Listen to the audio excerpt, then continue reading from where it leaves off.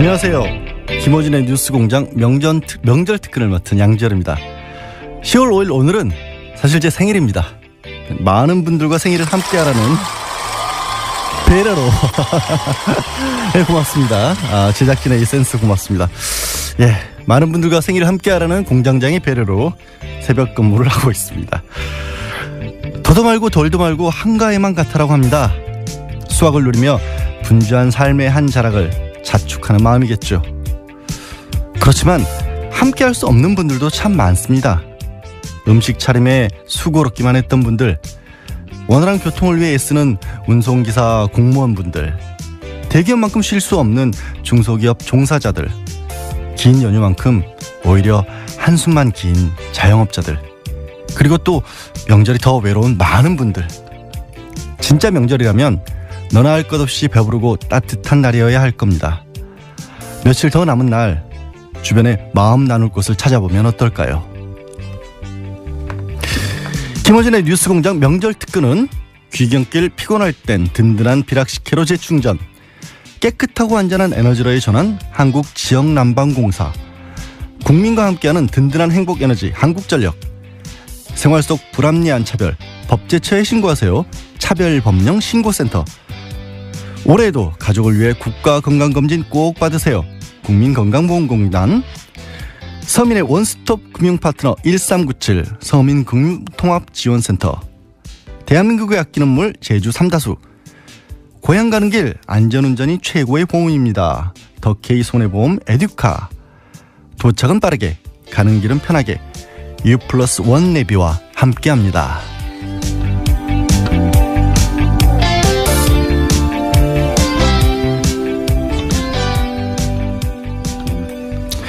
네, 추석 연휴 기간 보내드린 명절 특근은 지난 1년 동안 뉴스공장을 찾아왔던 명사들의 주옥같은 인터뷰를 다시 듣는 시간으로 채우고 있습니다. 오늘 처음 만나볼 분은 바로 도올 김용옥 선생님입니다. 사실 제가 대학에서 철학을 전공했는데요. 저를 철학과로 가게 만들었던 인물, 제가 또 대학 기간 내내 동양철학을 전공한답시고 사서삼경을 읽게 만들었던 분이 도올 선생님이신데, 예, 사서삼경 읽던 선비였던 제가 공장장과 잘못 엮이는 바람에 새벽 근무나 하고 있습니다. 이 인터뷰는 국정농단 사태, 그러니까 촛불 집회가 한창이던 지난해 12월 진행했던 인터뷰인데요. 과연 역사는 훗날 박근혜 시대를 어떻게 기록할까라는 주제로 진행됐습니다. 다시 한번 들어보시겠습니다. 네, 뉴스공장 3부 시작하겠습니다. 오늘은 스튜디오에 직접 모시기 굉장히 어려운 분을 저희가 모셨습니다. 네. 대한민국에서 가장 사랑받는 철학자 도올 김용옥 한신대 석자 교수님 저희가 모셨습니다. 안녕하십니까 선생님. 네, 아유 이렇게 아침부터 일어나서 이런 걸 진행하세요? 요즘 이렇게 어지럽지 않습니까 나라가? 네. 저희가 이제 매일매일 현안에 대해서는 짚고 있는데 이건 좀 한 발 떨어져서 역사의 관점에서 봐야 된다. 그런 생각을 했어요. 근데 누가 이걸 짚어줄 수 있을까 생각하다가 선생님이 마침 또 영화를 개봉하는데 내가 저기에 나가면 틀림없이 모시고 나올 수 있을 것이다. 냉큼 서로 합의하여. 자, 제가 영화 이야기는 좀 이따 하고요.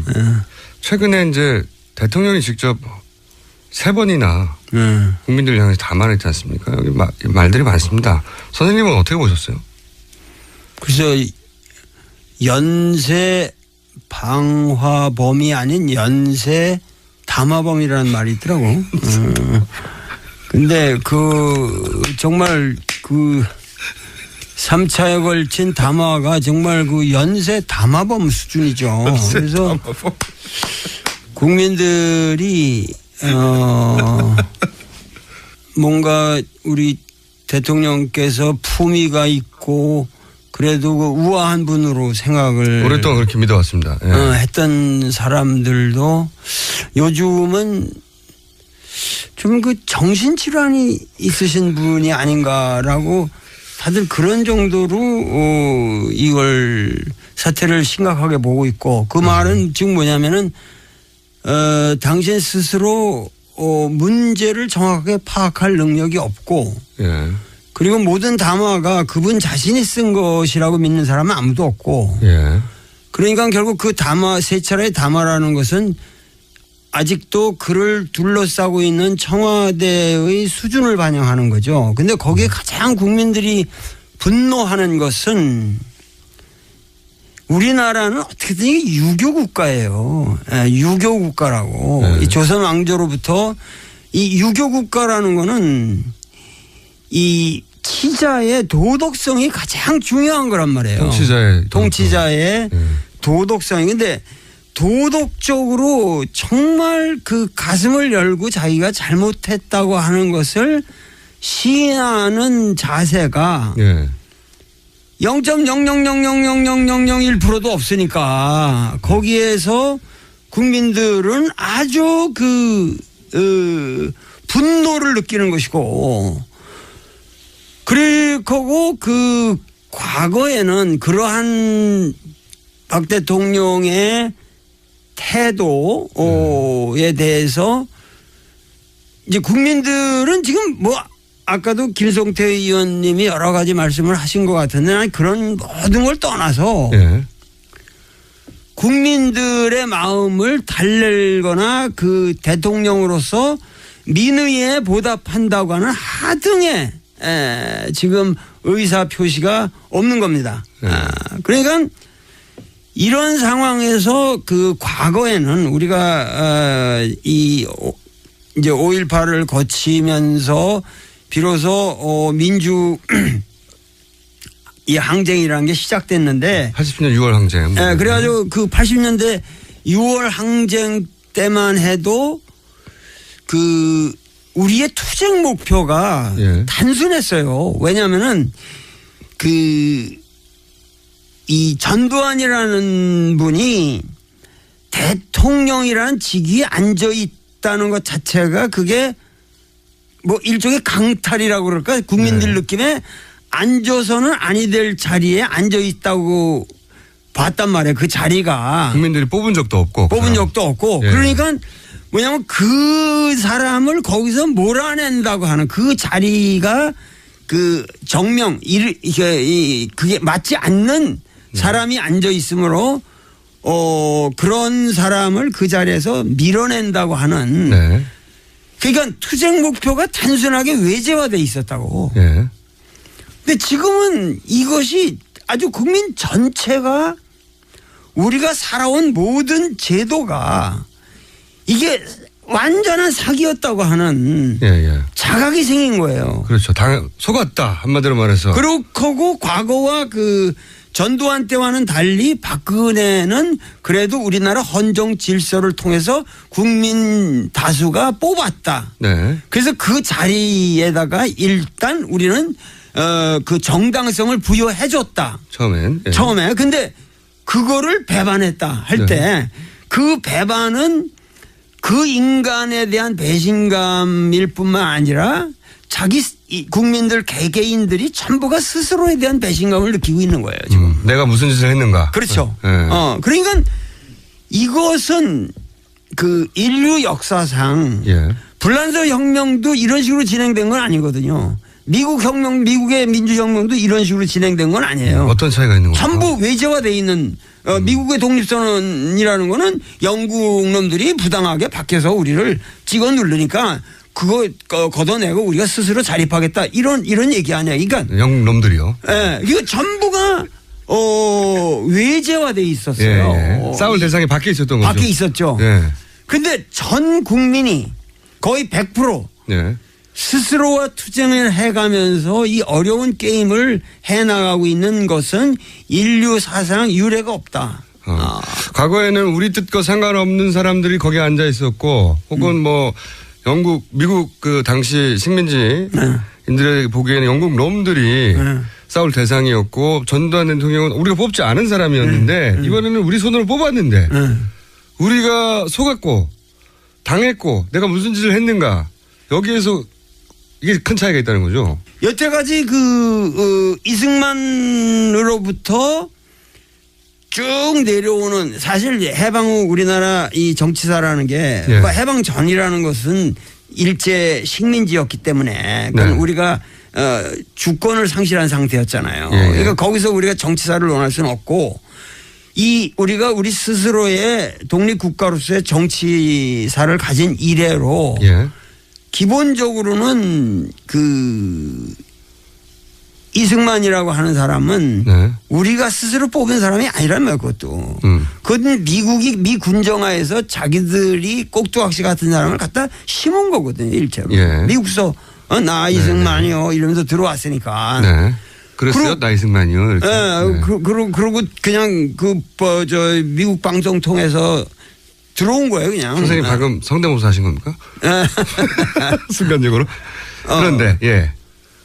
그리고 박정희는 쿠데타를 일으켜서 네. 그냥 그것도 사실 선거를 거쳤더니 기본적으로 강탈을 해 들어온 거 아니에요. 네네. 그러니까 이러한 이 정치사에 대해서 국민들 그러니까 우리가 해방 이후에 우리나라 역사에서 어떠한 정치가라고 하는 이미지는 이 두 사람밖에 없어요. 초반에. 크게 보면은 네. 왜냐하면 그 초반 아니라 그 뒤로 이어지는 사람들은 전부가 이 프레임 속에서 그 안타이가 아니면은 그러니까 어떤 새로운 틀을 만든 사람들은 아니란 말이죠. 그러니까 지금 그런 사람이 나왔고 그런 사람에 반대하는 사람이 나오고. 그렇죠. 네. 그냥 뭐 박정희 아류 아니면은 박정희의 자식이 아니면 박정희의 딸 아니면은 박정희에 반대하는 사람 이런 식으로 해서 전부 박정희 패러다임에 있었단 말이죠. 그런데 그 박정희 패러다임을 이제는 근본적으로 종결을 하자. 나는 박근혜 대통령이 처음 당선됐을 때 그랬거든요. 박근혜는 대통령에 당선되었지만 이 당선이라고 하는 것은 결국은 박정희 패러다임을 끝내는 당선이 될 것이다. 마침표가 될 것이다. 네, 그런 예언을 이미 하셨어요? 했어요 내가. 조용히 혼자 하신 거 아니고요? 아니 했어요. 그러니까 그때만 봐도 예. 저 여자 수준으로 예. 도저히 그 아버지를 빛낼 수 있는 사람이 아니라 돼서 아버지도 뭐 그 문제가 많은 사람이지만 그 아버지조차도 그 아주 영락시킬 망해먹을 사람이다. 난 그렇게 봤죠. 그렇게 말씀하셨나요? 혹시 결과를 보고 지금 얹혀가시는 거 아니에요? 아니. 그건 그런 정도야 충분히 볼 수 있죠. 왜냐하면은 그것이 자라나온 배경이라든가 모든 사람 인상을 보거나 벌써 이렇게 사람이 이렇게 이 경직돼 있잖아요. 얼굴 자체가 항상 보면은 이 모든 게 이 정치라고 하는 것은 항상 이 대화와 항상 이 소통과 이 개방된 어떠한 이 교섭에 의해서 이루어지는 건데 저런 특이한 성격의 사람이 과연 어떻게 정치를 할 것인가 나는 상당히 회의적이었죠. 그러면 지금 대충 말씀하셨는데 우리 역사에서 박근혜 대통령이 지금 이렇게 국민들의 요구에서 점점 코너에 몰리고 결국은 어떤 방식으로든 이제 물러나게 될 것 같은데 그거를 정치권에서는 지금 막 뭐 여러 가지 논의를 하고 있는 와중이고 탄핵이다 아니면 뭐 협상을 하자 아니면 뭐 4월 어쩌고 저쩌고 등등등 절차와 기술적인 방법을 얘기하고 있지만 여하간 이렇게 해서 한 시대가 끝나는 건 우리 현대사에서 보면 박정희 패러다임의 마침표가 되는 겁니다. 정말이다. 예. 근데 이 사람은 지금 퇴진할 의사가 아무것도 없습니다. 그것도 0.000001도 없는 거예요, 지금. 선생님 보시기에. 없는 거예요. 그러니까 지금 뭔가 이런 그 스테이트먼트를 담화를 만든 사람들이 요런 꼼수로 나가면은 우리가 시간을 벌 수 있으니까 그러면서 개헌 논의도 집어넣고 뭐 하면서 하면 여기 분열도 생기고 이러다가 또 이 지저분해지는 꼴을 보면 국민들에게 염증도 생기고 이러다 보면은 우리가 또 살아날 길이 생깁니다. 그러니까 지금 대의가 없는 거예요, 도대체 대의. 우리가 원하는 거는 개인적인 살아날 지금 방도를 얘기하는 것이 아니라 국민이 바라는 대의. 천심이라고 하는 건 민심이 천심인데 그게 하늘의 명령인데 지금 빨리 하루속히 빨리 박근혜는 물러나고 그럼에 따라서 한 60일 내로 빨리 새로운 대통령을 선출해서 국정을 안정시켜야지. 지금 이 상태로 간다는 게 우리 국민들에게 가장 문제가 되는 건 민생이 망가지고 있단 말이죠. 민생. 사람들 하루하루 살기가 어렵잖아요. 선생님 지금 점점 쇳소리가 강해지면서 좀 전에 욕도 나올 뻔했고 큰일 날 뻔했습니다. 생방송이니까 조심하겠습니다. 원래 선생님은 그 대선 주자들 릴레이 인터뷰 직접 하시기로 유명한데 최근에 또 시작하셨더라고요. 이미 만난 분들도 있던데 안희정 충남지사에 대해서는 잠깐씩 짚어보면 그런 대선 주자들을 플라톤적인 성격이 강하다 하셨는데 이게 무슨 말씀입니까? 짧게 설명해 주세요. 네. 아니 그 안희정은 하여튼 철학이 있는 사람이죠. 자기 나름대로 소신이 있고. 보시기에 철학자의 입장에서 보기에 좀 철학이 있네. 자기 생각이 그 국정에 대한 아주 뚜렷한 생각이 있고 특히 그 서민들 이 농촌 문제라든가 이렇게 그 핍박받는 이 층에 대해서 하층민이라고 그럴까 그런 우리가 쳐다보지 않는 바닥을 어떻게 이 개선해야 되는가 하는 데 대해서 굉장히 깊은 통찰력이 있는 사람이에요. 그리고 남경필 경기도지사 그 다음을 진행하셨던데 누군지 모르겠는데 헤라클레스는 아는데 헤라클레이토스 적이다 이렇게 표현하셨는데 이게 어떤 겁니까? 헤라클레이토스 적이? 그러니까 헤라클레이토스는 만물유전이라는 말로 그 표현이 되는 히랍 철학자지만 뭐냐면은 플라톤은 상당히 이상주의적인 불변에 뭐가 있고 헤라클레이토스라는 거는 항상 그 변해가는 이 천지 만물과 더불어 의식이 같이 간다는 얘기죠. 그래서 그 남경필은 말랑말랑하고 항상 변화에 적응하고 이번에도 제일 먼저 탈당을 했고 그만큼 사람이 순수하고 귀엽고 상당히 그 순수해 사람이. 그렇게 보셨고 아직은 안 하셨는데 그래도 이제 사람 관찰하시는 게 예리하고 그 취미기도 하시니까 예를 들면 최근에 급부상하고 있는 이재명 성남시장은 어떻게 보십니까? 그 사람은 뭐 그 상당히 뭔가 이 그래도 그 상당히 그 발언을 정확하게 이 정치 문제에 대해서 매일 자기 의견을 정확하게 되는데 그렇게 뭐 이런 보수 언론에서 조질라고 해도 조져지질 않잖아요. 그러니까 그만큼 뭐냐면 자기 관리가 철저한 사람이고 자기 관리가 철저한 사람이고 그 행정 능력이라든가 이런 게 벌써 상당히 입증이 된 사람이고 그러니까 앞으로 난 잘 모르겠는데 하여튼 젊은이들한테 그렇게 인기가 있다고 그래요 그분이. 그러니까 최근 정국에서 또 선명한 입장을 드러내고 있으니까요. 선생님이 지금 명쾌하게 말씀하셨듯이 일단 발언을 명쾌하게 하시니까.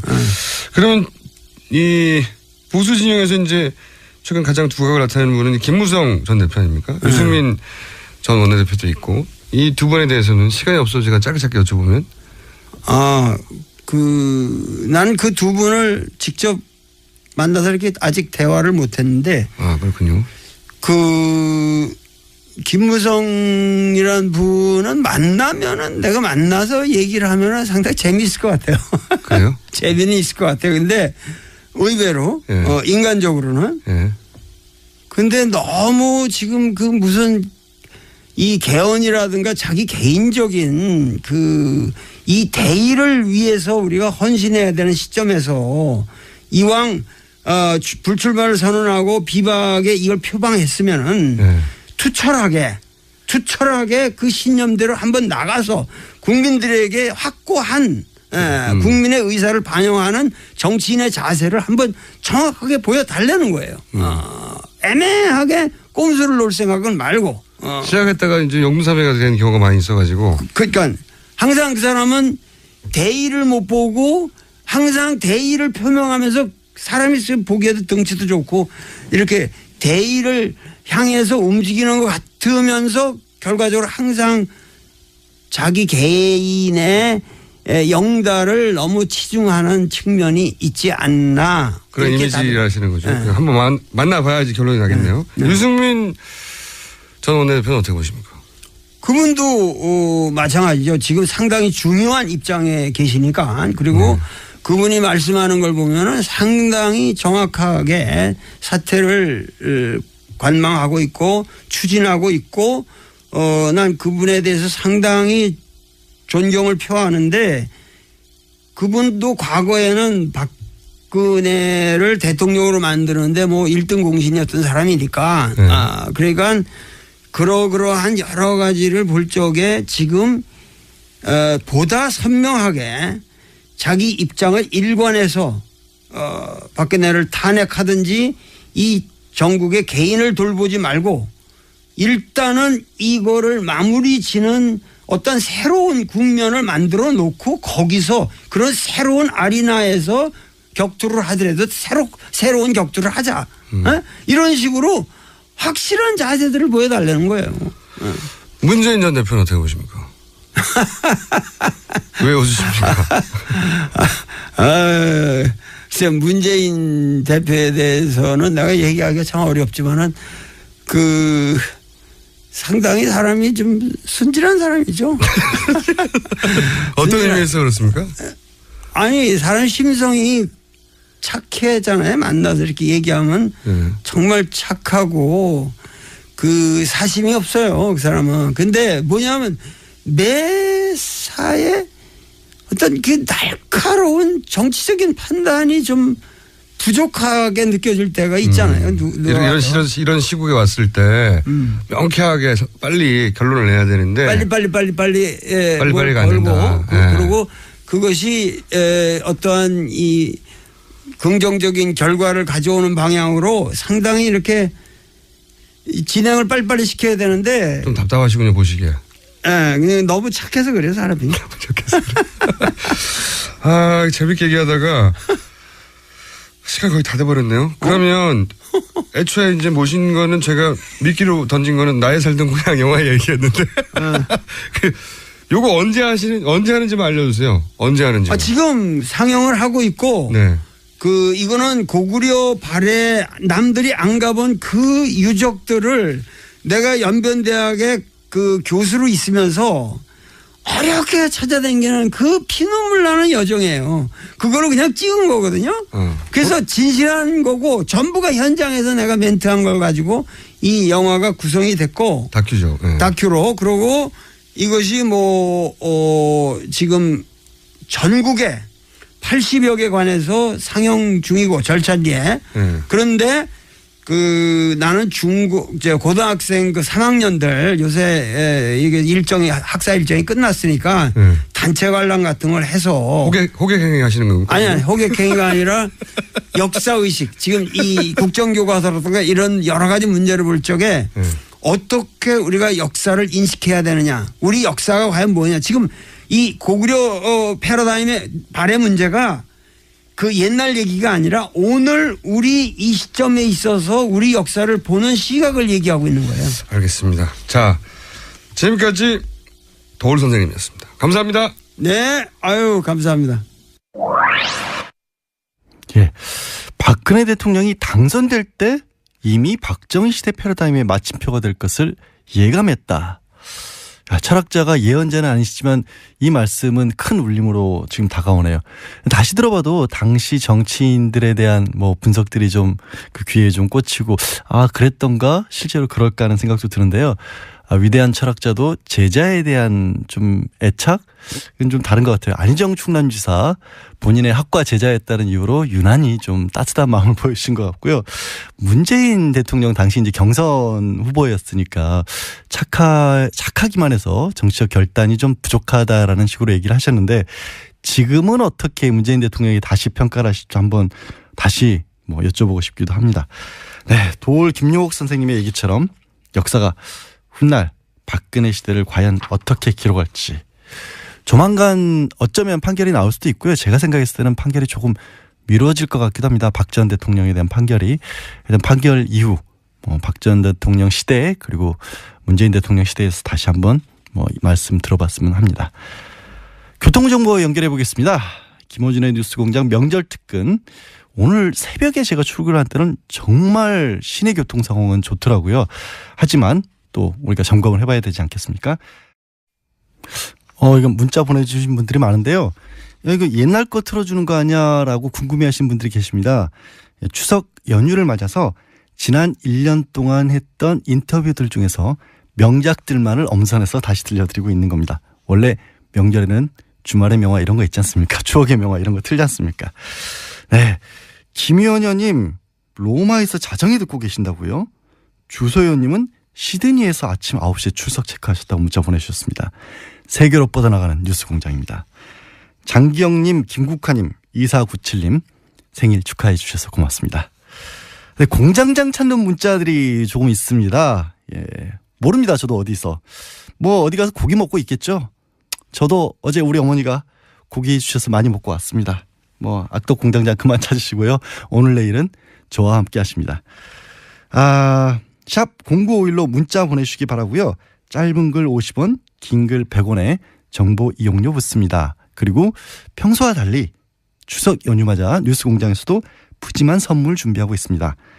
여자의 꿈 알카미드에서 수소 알칼리 환원수기, 20년 전통 식품명가 주식회사 사용원에서 사용원에서 온라인 상품권, 매트의 명가 파크론에서 IoT 스마트홈 온수매트, 두고두고 보고 싶은 책 길벗 어린이에서 그림 도서 세트, 이태리 명품 구두 바이네르에서 구두 증정권 드립니다. 네. 김어준의 뉴스공장 계속해서 명절 특근하고 있는데요. 오늘 준비한 인터뷰는 정말 레전드, 이 말이 아깝지 않은 말입니다. 왜 레전드냐? 방송 사고 중에 방송 사고. 이걸 또 틀겠다는 TBS 제작진 정말 대단합니다. 예. 김어준 공장장과 스타일이 좀 많이 비슷하신 분이죠. 전인권 씨 인터뷰였습니다. 지난해 11월 촛불 집회에서 애국가 정말 감동이었습니다. 유튜브 조회 건수가 무려 100만 건을 돌파하기도 하면서 큰 화제가 됐었는데요. 그래서 뉴스공장에서 전인권 씨를 연결했는데 잠이 좀 기시죠? 이런 분들이 원래 아침에 못 일어나시잖아요. 정말 고맙게도 김어준 공장장을 아주 당황하게 만들었던 그런 화제의 인터뷰입니다. 웬만해서 이런 방송사고 다시 들려드리지 않지만 용감한 뉴스공장 그리고 공장장 없는 틈을 타 제가 다시 들려드리겠습니다.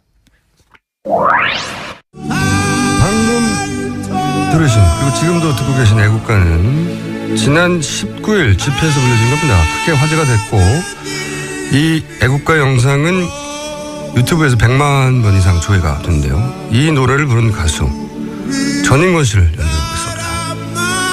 안녕하세요. 안녕하세요. 오랜만입니다. 아유, 유명.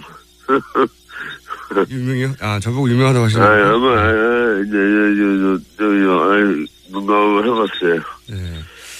네. 주무시다가 일어나셨죠? 예, 지금 잘했겠어. 내가,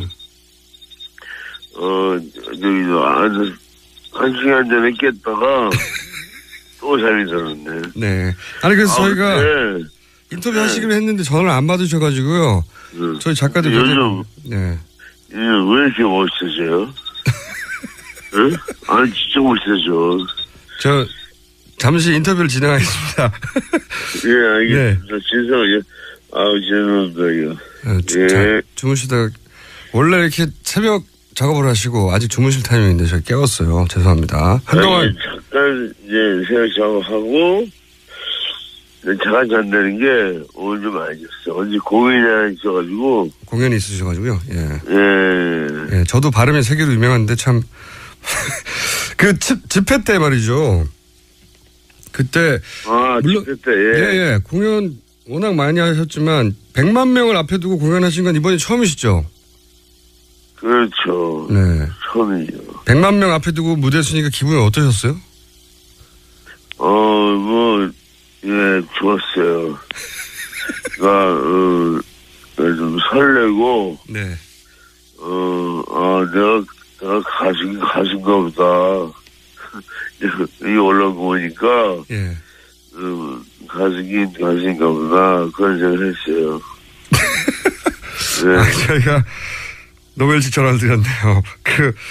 그때 공연이 굉장히 감동적이었다고 애국가가 이렇게 가슴을 울리는 노래인 줄 몰랐다고 이런 얘기 많이 듣지 않으셨어요? 공연 후에?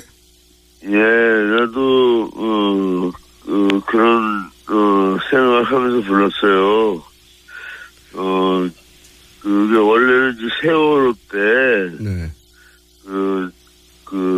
그쪽 이제 무대 있을 때 부르고 싶었는데 네. 그때 못 불렀어요. 그래서 이번에 부르게 된 거예요. 네. 근데 정말 그때 왠지 세월호 때 왠지 애국가를 부르고 싶었어요. 애국가를. 네. 애국가를 한번 정말 좀 한번 크게 한번 부르고 싶었어요. 제가 이제 전인권 씨라고 불러야 되는데 지금 잠이 다 안 깨신 것 같아서. 네. 형님 일어나시죠. 다 깼어 다 하지 진짜. 뭐든지 뭐라 뭐든지. 네, 알겠습니다. 세월호 얘기하셨는데 너와 나 작년에 발표하신 거 이게 세월호를 생각하시며 만든 노래죠. 예. 그리고 이번에 이제 그렇죠. 길가에 버려지다도 그렇고 최근에 노무현 전 대통령 소재로 한 영화 두 도시 이야기 오리지널 사운드 트랙도 하셨고 쌍용 자동차 강정마을 공연도 하시고 이 나이를 드시면서 점점 이 사회 참여적인 활동을 많이 하시는데 혹시 이유가 있으세요? 나이가 먹으니까, 네. 그러니까, 책임감이 더 강해지고, 네. 이렇게 자꾸, 나쁜 생각은 좀 버리게 되고, 그리고 옳은 일에는 참여를 좀 하고 싶고, 그게 생겨요. 연습도 좀 많이 하고 싶어지고. 연습도 많이 아프시고, 예. 네, 60 넘어가면서부터 그렇게 되더라고요. 진짜. 다시 들어도 왜 이렇게 재밌죠? 이렇게 공장장이 허덕허덕 하는 게 왜 이렇게 고소한지 모르겠습니다.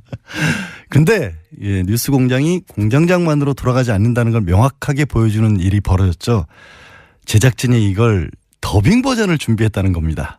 더빙 버전으로 들어보시면 무슨 말씀이신지 조금 이해가 가실 겁니다. 들어보시죠. 지난 집회 때 이제 애국가를 부르셔서 크게 화제가 됐던 전인권 씨를 저희가 지난 금요일에 인터뷰를 했어요. 근데 새벽 작업하시는 분인데 저희가 주무시는 시간에 깨워가지고 잠결 인터뷰가 됐거든요. 네.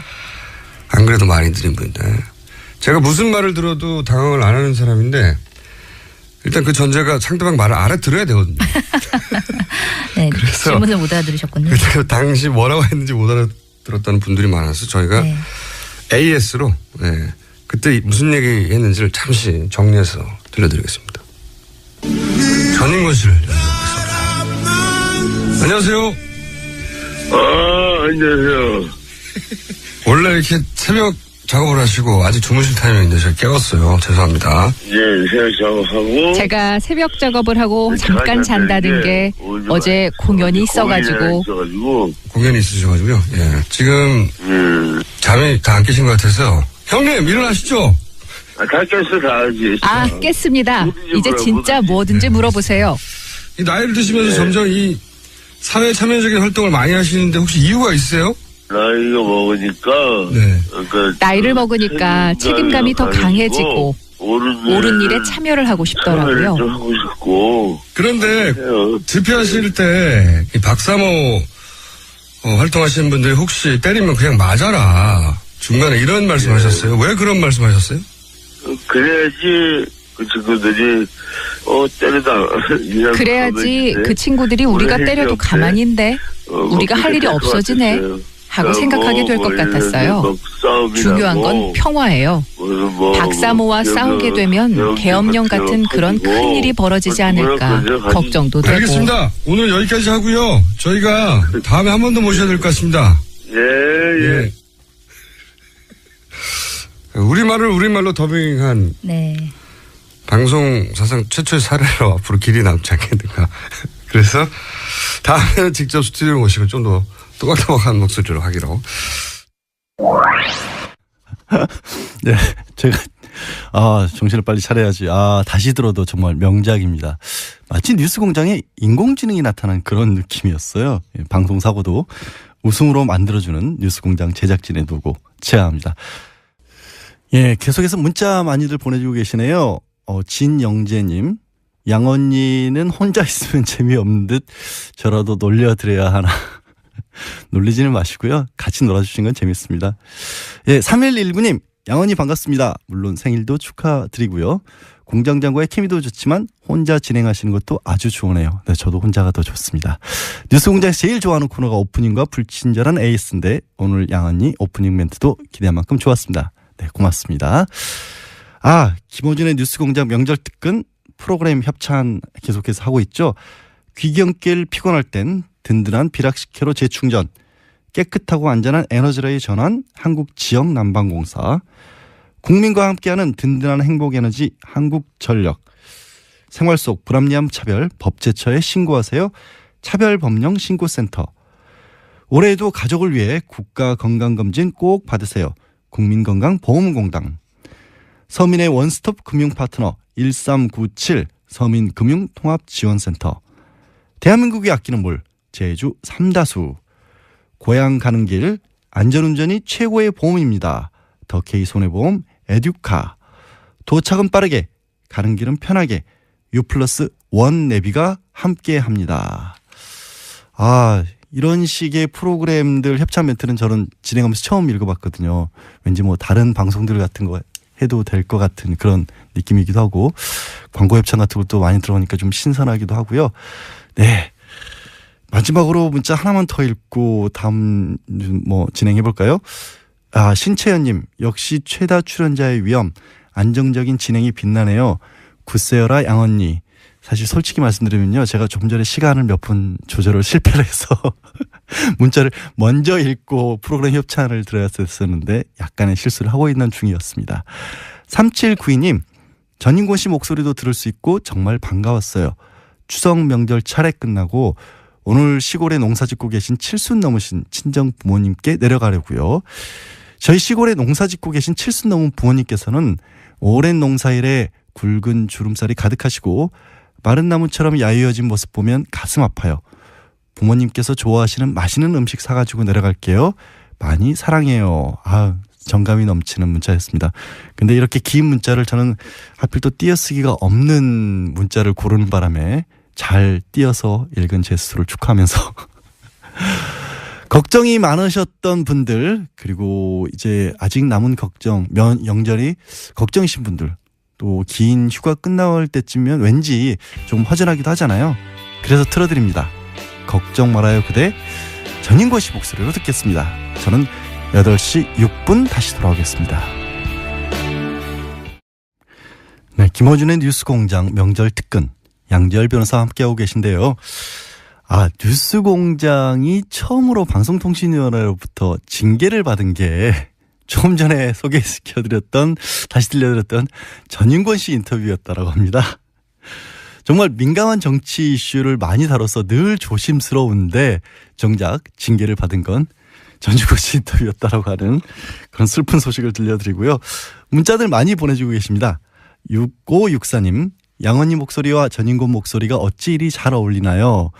촛불 감격 다시 한번 되새겨주셔서 고맙습니다. 그리고 양언니 생일 많이 축하하고요. 공장장에게 고기 사달라고 하세요. 제가 사실 회식하는데 몇 번 따라가 봤거든요. 되게 아까워하더라고요. 고기가 많이 나온다고. 제가 먹으면 얼마나 먹는다고 그걸 아까워하는지 제가 사 먹고 말겠습니다. 네, 김호준의 뉴스공장 명절 특근은 귀경길 피곤할 땐 든든한 비락식혜로 재충전, 깨끗하고 안전한 에너지로의 전환 한국 지역 난방공사, 국민과 함께하는 든든한 행복에너지 한국전력, 생활 속 불합리한 차별 법제처에 신고하세요. 차별법령 신고센터, 올해에도 가족을 위해 국가건강검진 꼭 받으세요. 국민건강보험공단, 서민의 원스톱 금융파트너 1397 서민금융통합지원센터, 대한민국이 아끼는 물 제주 삼다수, 고향 가는 길 안전운전이 최고의 보험입니다. 더케이 손해보험 에듀카, 도착은 빠르게 가는 길은 편하게 U+1 내비와 함께합니다.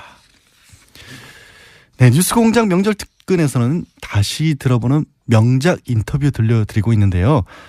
세 번째 주인공은 배우 문성근 씨입니다. 저는 그것이 알고 싶다 초대 진행자로, 또 영화 경마장 가는 길에서 솔직히 좀 많이 찌질했죠. 그 남자 주인공.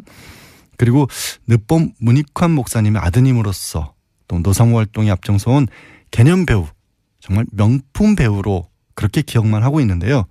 하지만 누군가에게는 정말 미운 블랙리스트였던 모양입니다. 뉴스 공장을 찾아주셨던 문성근 씨 인터뷰 다시 들어보겠습니다. 국정원이 문성근, 김여준 씨 사진을 합성하는 공작을 했다는 게 밝혀졌죠. 당사자, 피해자 문성근 씨 직접 스튜디오에 나오셨습니다. 네. 안녕하십니까? 네, 안녕하세요. 네, 방송에서 이렇게 뵈니까 어색합니다. 예, 이렇게 좋은 데서 하는지 몰랐습니다. 자, 우선 그 이미지를 과거에 얼핏 본 적은 있었죠, 사실은. 예, 아니 근데 워낙에 쓰레기들이 많았기 때문에 그냥 넘어갔던 일이고요. 그다음에 그건 출처를 찾을 수가 없어서 고발을 할 수가 없어요. 그러니까 국정원이 하는 짓은 찾을 수가 없으니까. 네, 제가 한 10여 명 고발을 한 적이 있었는데 그 트위터 같은 경우는 그 미국 본사에 확인해야 된다고 그러니까 할 수 없다라고 하면서 빼고 뭐 이래서 확실한 사람들이니까 그 시위에 나와서 발언하는 사람들 있잖아요. 그 사람들만 고발한 적이 있었죠. 트위터 본사에도 요청하면 범죄 연루된 게 확실하면 네. 해줘요. 아, 당연히 그렇죠. 네. 핑계를 댄 것이고. 예. 근데 국정원이라는 게 명확하게 밝혀지고 나서는 무슨 생각을 하셨습니까? 믿어지지 않는 거죠. 뭐. 믿어지십니까 이게?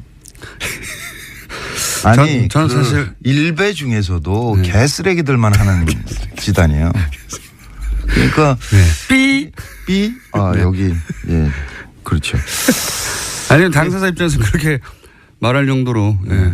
그러니까 그게 아마 해외 토픽에 지금 좀 나오지 않았을까 싶은데 그 최순실 때 라스푸틴 얘기했었잖아요. 네. 아마 그만큼 충격으로 받아들이지 않을까 그런 생각이 듭니다. 그러니까 그게 이제 뭐 일반 네티즌들이 이렇게 했다 이런 모르겠는데 그렇죠. 네. CIA가 했다.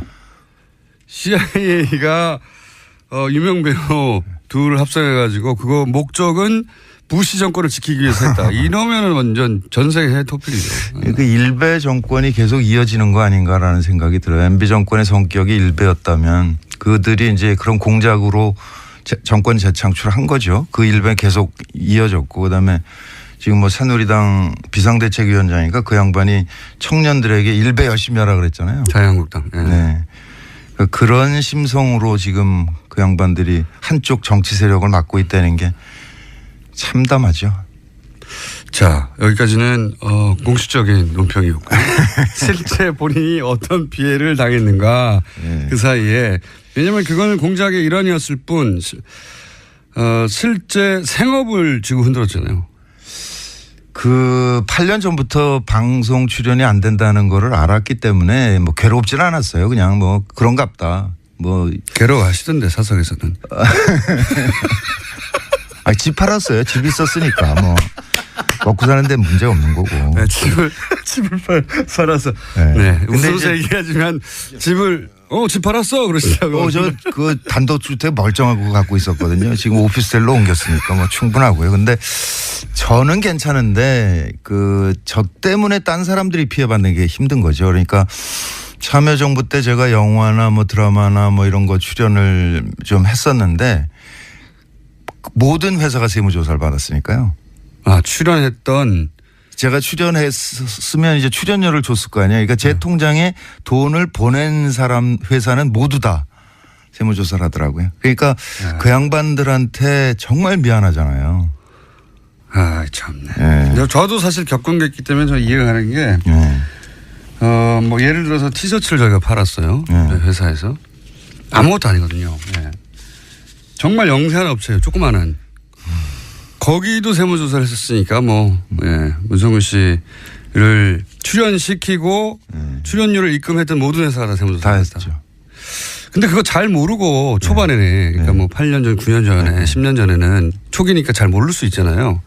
그래서 그때 섭외돼서 출연했는데 나중에 예를 들어서 방송국에서 난리가 나가지고 그런 적도 있지 않습니까? 그 CJ가 갖고 있는 케이블 회사인데 OCN이라고 해서 이제 처용이라는 드라마를 10부작이었어요. 계약을 하고 4부까지 찍었는데 그다음부터 출연이 없더라고요. 근데 나중에 보니까 그 연출이 임찬익이라는 친구였는데 그 친구가 4부까지 찍고 일부를 편집해서 이렇게 제출했더니 저를 통으로 편집하라 그러더래요. 인물을 빼버리라고. 그러니까 인물을 빼면 스토리가 완결이 될 수가 없는 거예요. 근데 빼라 그러니까 이 친구가 4부까지 찍었는데 그건 어떻게 그러면? 그러니까 4부까지 찍은 거 몽땅 다 빼버린 거죠. 근데 그러니까 이 연출이 그렇게 못한다 나는. 스토리가 안 맞는다 이게. 네. 그러고 버텼어요. 걔도 잘렸죠. 근데 그 친구에 대해서 진짜 저는 기가 막힌 게 신인이고 그 연출이라는 사람들은 연출하고 있는 동안에만 수입이 발생하거든요. 그러니까 나중에 저한테 와서 저 선배님 이렇게 됐는데 정말 어쩔 수 없이 뺐습니다라고 얘기를 해도 나는 양해를 했을 거예요. 그 친구를. 네. 그 감독을. 네. 네. 근데 수입도 없는 자가 그걸 덜푸덕 거절하고선 잘리더라고요. 그래서 설마 계약이 됐고 이미 4편까지 찍었는데 감독까지 교체하겠나 싶었겠죠. 그리고 또 한 번은 미안했겠죠. 당연히. 네, 그 친구는 저에 대한 의리를 지킨 건데 본인이 날아갔군요. 참 묘한 게 그 이후에 보면 CJ가 그걸 통편집해서 이제 한 다음에 그때부터 지금까지 저한테 단 한 번도 양해의 말을 한 적이 없어요. 아, 미안했다. 그때 어쩔 수 없었다든가 아니면 누구 한 사람을 보내서 이렇게. 그러니까 그 일이 벌어졌을 때 이걸 문제 삼으려면 문제 삼을 수 있었을 거 아니에요. 뭐 팟캐스트도 많고 그러니까 제가 나가서 얘기를 하면 되는데 사실은 CJ가 뭐 회장도 구속돼 있고 몸도 아프다 그러고 그래서 사정이 그렇겠지 뭐 또 저도 맨날 당하던 일이니까 그냥 양해하고 이제 문제 삼지 않고. 거기는 재벌이고요. 아니 그래서 양해하고 넘어갔는데 누가 누구를 챙겨줄 이 사람들이 아닙니다. 아직도 얘기가 없는 거예요. 아직도. 네. 야 이게 뭐 일종의 또 다른 갑질이죠. 네. 자기 고통은 자기 고통이고 자기가 남에게 준 고통은 아무런 관심이 없는 거니까. 그리고 인정해야 되니까 그때 그랬다는 걸. 그럴 수는 있는데 그래도 이건 뭐 비공식입니다 그러면서 술자리에서 조용히 얘기를 할 수 있을 거 아니에요. 충분히. 그렇다고 이제 문정은 씨가 그거를 공개하고 폭로할 분이 아닌데 왜냐하면 이 얘기도 지금 처음 하시는 거 아니에요. 사실은. 그렇죠. 네. 그런 일을 겪었음에도 불구하고. 근데 지금도 이제 이 방송을 들으신 실제 관계자 여러분은 공식적으로는 아니어도 소주 한잔 하시면서 푸시면 좋겠고. 대중 이미지가 굉장히 중요한 배우들을 어떻게 다시는 복귀하지 못하게 만들까. 명계남 씨가 복귀가 참 쉽지 않은 게 그 양반 경우에 바다 이야기가 전 국민이 다 아는 것 같아요. 그러니까 그때 지금 되돌아보면 그 한나라당 의원이 그 국회에서 면책특권으로 그걸 발언을 했거든요. 요약하면 명계남 씨가 바다 이야기 소위 이제 도박 거기서 뒷돈을 받아가지고 그 돈으로 문성근 정치에 진출하라고 뒷돈을 정치 자금이 그거다 이렇게 뭐 정권 재창출을 위한 자금을 마련했다 이런 거예요. 전체적으로는. 그렇죠. 그래서 이제 그 중에 저도 뭐 수백억을 했다는 얘기가 수백억. 있었는데 그게 그러니까 그 명계남 씨 얘기는 스위스 은행 비밀번호를 까먹었다 그러더라고요. 그 친구는 임플란트 할 돈도 없거든요. 그러니까 이거는 풀어줘야 돼요. 그래서 검찰에 출두하면 그거는 꼭 물어보려고 그럽니다. 근데 아마 자료가 너무 많아서 지금 못 찾을지도 모른다라는 생각도 들고요. 그게 이제 그러니까 탄핵 국면으로 들어가면서 파기를 시작을 했을 거 아니에요. 근데 그 옛날 건 안 했을지도 모른다. MB 정권 시절 거는. 그 흔적이 좀 남아서 지금 나오고 있는 건데. 네, 그런 거죠. 네. 그래서 이제 문정근 씨가 그럼 10년간 뭐 했냐? 주로 등산했어요. 그래서 제가 종아리가 굉장히 단단하고요. 평상시에 어디 뭐 하시냐고 산이에요, 산. 피톤치드가 너무 풍부해. 산에 항상 가 계셨고, 평상시복이 항상 등산복이었습니다. 그래서 부르는 사람이 없기 때문에 부르지 않는 산으로 가는 거예요. 산에 많이 가셨고, 그 시절 얘기하자면 문화부 장관을 지냈던 이창동 감독님의 이야기도 하지 않을 수가 없습니다. 그분도 물론 그분이 영화를 더디게 만드는 스타일이기도 한데 영화를 만들기 위해서 지원 요청을 한 적이 있잖아요. 네, 그때 그 시라는 영화죠. 그거는 특히 이제 영화진흥위원회는 그 해외 유명 영화제에서 수상한 사람들에게는 조금 더 지원을 하는 게 있습니다. 네, 그렇겠죠, 당연히. 예, 뭐 마스터스 뭐 그런 식으로 해가지고. 근데 그때 임권택 감독하고 이창동 감독이 냈는데 두 명을 뽑기로 돼 있었거든요. 둘을 했는데 되니까 이제 또 다시 뭐 심사를 했다든가 그래요. 그래서 당연히 되겠죠. 당연히 됐는데 시나리오를 빵점을 줬죠. 근데 그 작품이 깐느에서 시나리오상을 받았어요. 그 난리가 난 거죠. 어떻게 깐느가 상 준 거를 빵점을 줬냐 그래가지고 영진이가 그때 뒤집혔었고 그때 영진이 연장했던 친구는 그것 때문에 그랬는지 그 직후에 아무튼 돈 받아먹고 깜빵 갔죠. 뭐 뉴라이트의 이데올로그 같은 사람이었는데. 그러니까 이창동 감독의 시나리오는 사실 얘기가 그전부터 많았습니다. 시나리오 너무 좋다고. 기가 막히죠. 네, 너무 좋다고. 뭐 실제 입증돼서 깐내에서 시나리오상도 받았는데 이제 이창동 감독을 지원을 하지 않을 명분을 찾아야 되는데 못 찾겠으니까 점수를 매길 때 시나리오를 빵점을 줘가지고. 예. 그때는 이제 그게 블랙리스트였는지 몰랐던 거고. 몰랐죠. 그냥 마음으로는 알고 있었죠. 그러니까 그 참여정부 끝나고 MB정부가 그 참여정부 때 관계했던 사람들 전체를 다 수사를 했다고 그러거든요. 그래서 문화부에서는 이제 이창동 저 명계남 이렇게 집중 대상이었고 그때 모든 통장을 다 털었고요. 그런데 그 시나리오 시가 떨어지는 거 보면서 심하게 압박을 하는구나.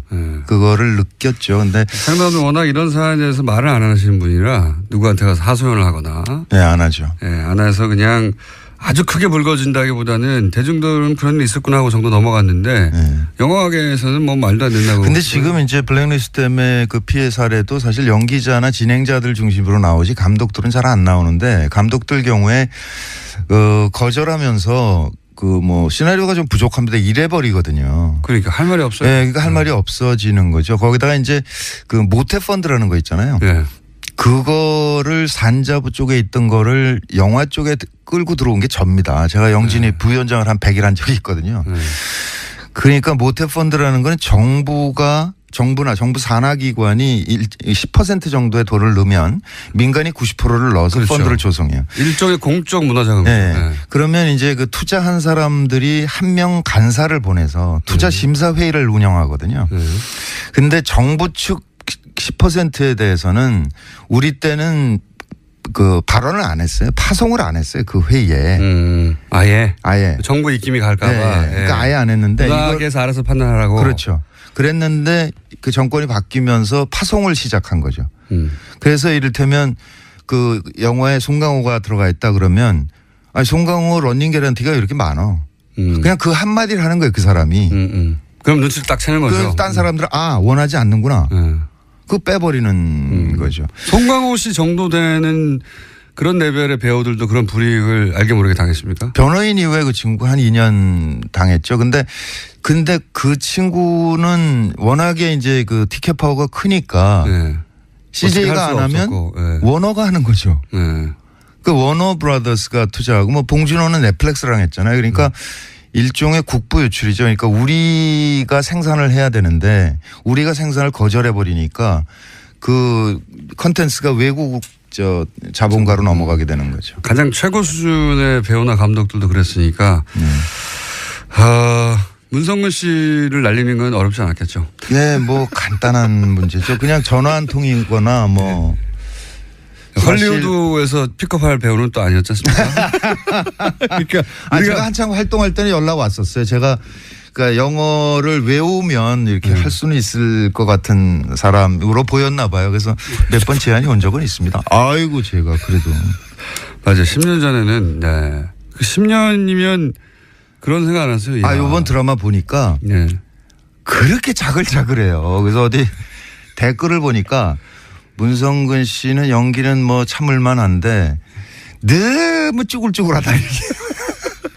그런데 이게 이제 그런 피해 지금 뭐 말을 기억나는 대표적인 것만 하셨는데 그런 세월 동안 실제적으로 피해를 입었고 그리고 본인뿐만 아니라 그런 피해를 입은 사람들의 명단도 나왔고 아마 그 명단 이 또 다른 명단이 있겠죠. 뭐 1차 명단이죠. 그게. 그러니까 대한민국에서 80명만 했을 리가 없지 않습니까? 그렇죠. 김어준도 없던데요.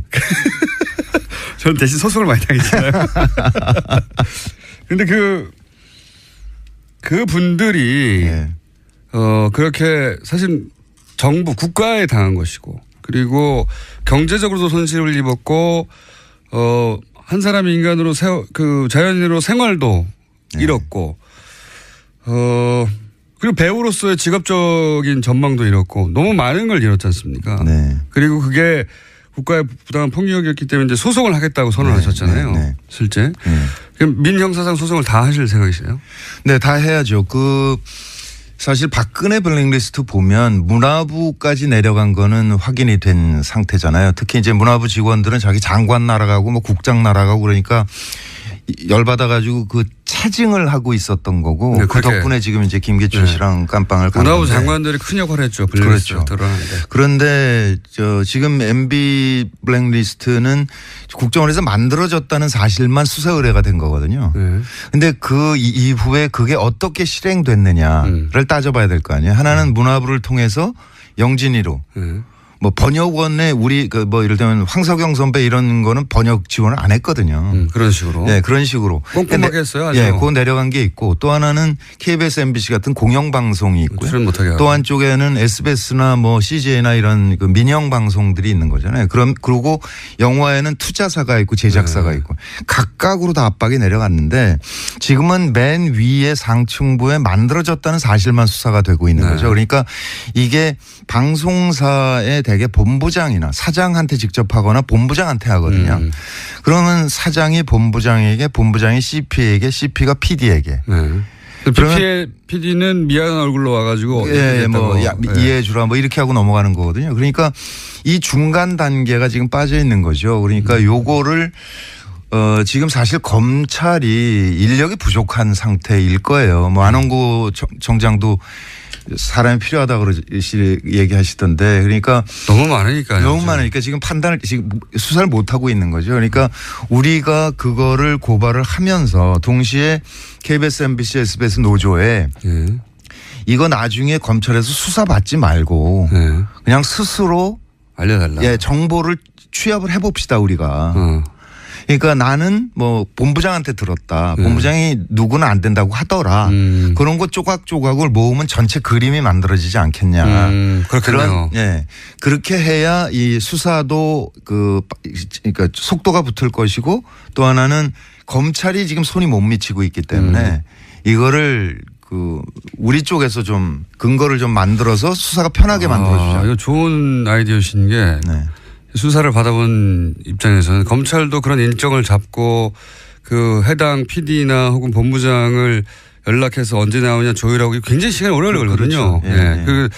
그분들도 다 이제 생활하고 있기 때문에 그거를 미리 지금 마침 또 KBS, MBC 양대 방송국의 노조들이 파업을 하고 있기 때문에 그렇죠. 직접 현장에 가서도 그런 얘기를 하시고 이 방송을 들으신 분들도 아예 그냥 일종의 민간 태스크포스처럼 만들어서 서로 정보를 공유하고 해서 하면 일이 좀 간단해지고 빨라지겠네요.